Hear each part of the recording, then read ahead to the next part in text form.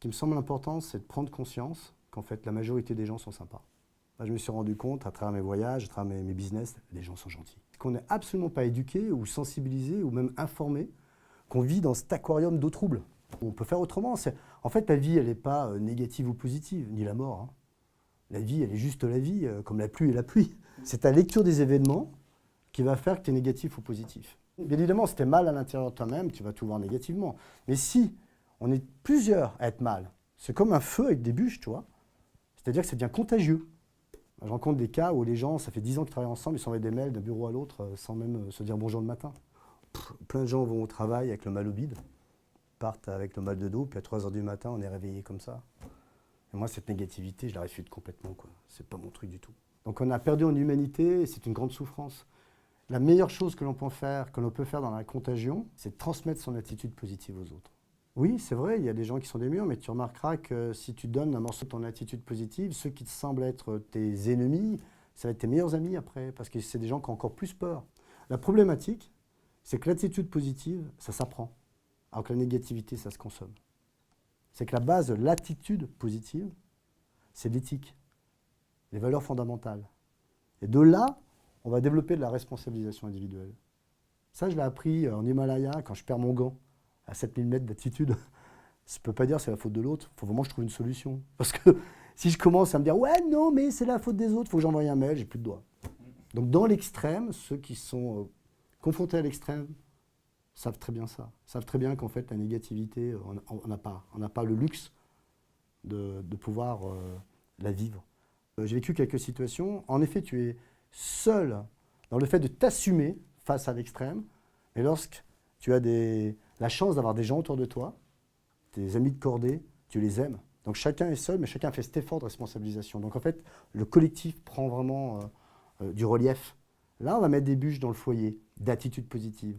On va se rassurer, on va se faire rêver, on va s'entraider.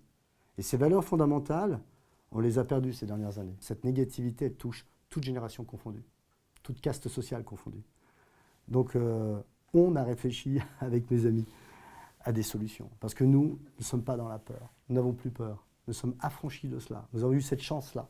Et cette chance-là, ce privilège, ces privilèges de bénéficier de cette attitude positive en toutes circonstances, c'est la liberté, c'est le bonheur et c'est la réussite. Et cela, on veut le partager avec nos semblables. Ça, c'est très important. C'est ce qui nous anime, mes associés et moi-même, à avoir créé des entreprises et des structures pour justement booster cette information. Donc on a le Booster Club, qui est un réseau de cercles d'amis professionnels basés autour de cette idée d'attitude positive où les gens peuvent exprimer cette attitude positive et l'entraîner. Et puis il y a aussi Privilège. C'est une entreprise que j'ai créée avec un ami et ma femme, il y a 3 ans à peine.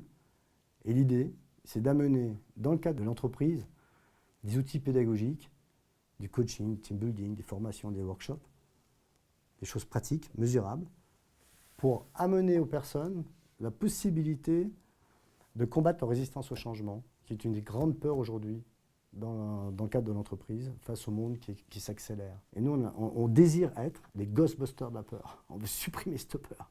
Donc on a créé des outils en prévention pour que la peur ne s'installe pas à long terme. On a monté une équipe d'experts. Ils sont à disposition d'un chef d'orchestre, qui n'est rien d'autre que mon associé, qui est le directeur général de l'entreprise, qui lui coordonne tout ça. On personnalise, on fait un programme, on crée un programme pour être vraiment pragmatique et que ce soit mesurable. Un exemple tout simple, nous avons un client qui a 600 employés, ils doivent déménager d'un bâtiment à un autre et personne ne veut déménager.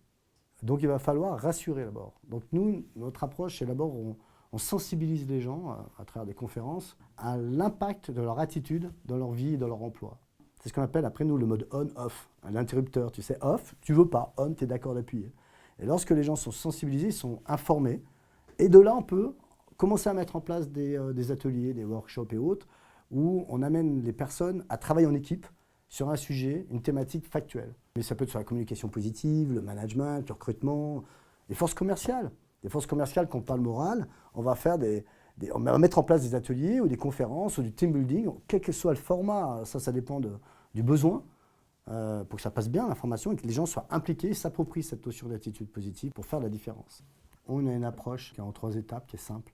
La première, c'est de la sensibilisation, avec des cas réels, des propositions de scénarios de vie où les gens se reconnaissent. Mais c'est à chacun aussi de se prendre en main. Ce n'est pas à l'État ou à nos patrons ou qui que ce soit, à nos banquiers, de nous positiver. C'est à nous de nous prendre en main et de nous positiver et de s'affranchir de nos peurs. Et l'attitude positive, c'est un outil, une précieuse alliée pour nettoyer cette peur. Et puis une fois que les gens ont compris, l'être humain est intelligent. Les gens disent « Ah ouais, je peux changer ma façon d'être, mes interactions humaines avec les miens, aussi avec mes clients, mes collègues, etc. » Ok, ça m'intéresse. Qu'est-ce que vous proposez? C'est là où on rentre dans le pratique. Et là, nous avons une équipe d'experts qui disent « Ok, on diagnostique votre problématique. Parfois, c'est de la communication qui est négative, l'interprétation, ou un management un petit peu trop directif, ou des collaborateurs qui collaborent plus aussi. Ça existe, tout existe. Donc, on diagnostique de façon honnête, franche, cartésienne. Puis, on propose à ce moment-là des ateliers en conséquence. Et puis, il y a une troisième partie, c'est la maintenance. Alors ça, c'est très amusant parce que nous avons l'habitude de venir une fois par mois dans les entreprises pour maintenir l'attitude positive sur des choses réelles. Parce qu'il y a toujours des situations qui ressortent, il y a des défis à relever en permanence. Ce n'est pas statique la vie, encore moins celle d'une entreprise. Et comme on revient régulièrement dans l'entreprise, eh bien, les collaborateurs nous attendent et sont contents.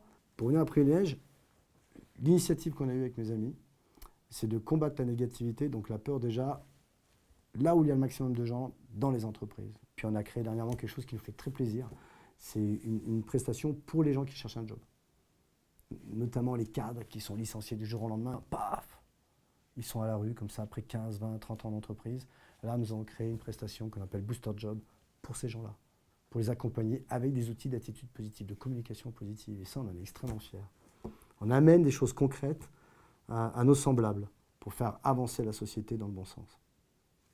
Voilà, Privilège.